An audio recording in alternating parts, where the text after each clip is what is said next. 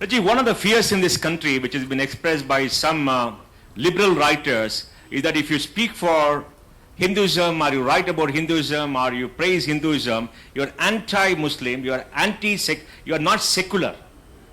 Now, in your view, when you look at the Constitution, which is a very secular document in a sense, it distances the state from religion, guarantees the freedom of religion and freedom of expression to every citizen of this country, and creates a free society.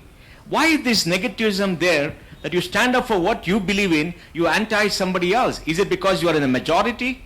Is it because people are scared that because you are in a majority, you could oppress the minority in this country, and therefore people must take a very hard stand against anybody from the majority community who stands up for what he or she is? Yeah, that's a very, very good point. I think that Muslims are equal citizens in India. The law protects them, and not the Constitution protects everybody. And the law works. If somebody is violated, you can file a case and win. As the judgment yesterday on Jayalalitha shows, eventually justice prevails. It may take a long time, but it does work. So India is a law-abiding country.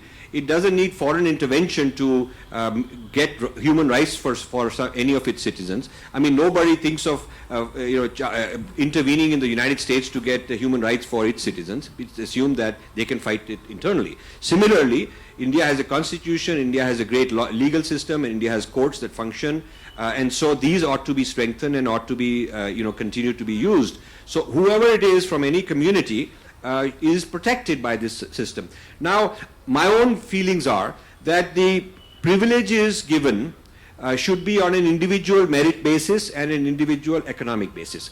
I do not like this idea that a particular group, caste, religion, whatever, are clubbed and considered to be victims and have to have a special quota, because it encourages conflicts with each other. It brings vote banks, and it brings small little fiefdoms and irresponsible politicians who manipulate this. And a lot of our intellectuals and the media walas are into this kind of thing, flaring up these kind of tensions. So the law should be that the individual economic merit, if a person has individual needs on that basis, they should be given. I know Dalit billionaires. There is absolutely no reason that a Dalit billionaire should be entitled to some privileges. There are also billionaires from various minority communities.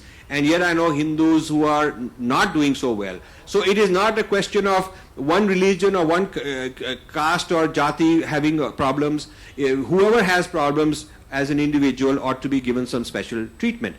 That is one thing I think will help a lot and alleviate the problems of tension among communities, because these problems are artificially caused because of the approach of vote banking and showing people that, look, you are a victim, I'm the champion, I'll get you the good deal if you vote for me, if I get elected, because the other guys are the bad guys. That kind of political rhetoric, I think, is very dangerous. I also feel that as a Hindu, the playing field should be leveled. So there is no reason that Hindu temples should be controlled by the government when the churches are not controlled by the government.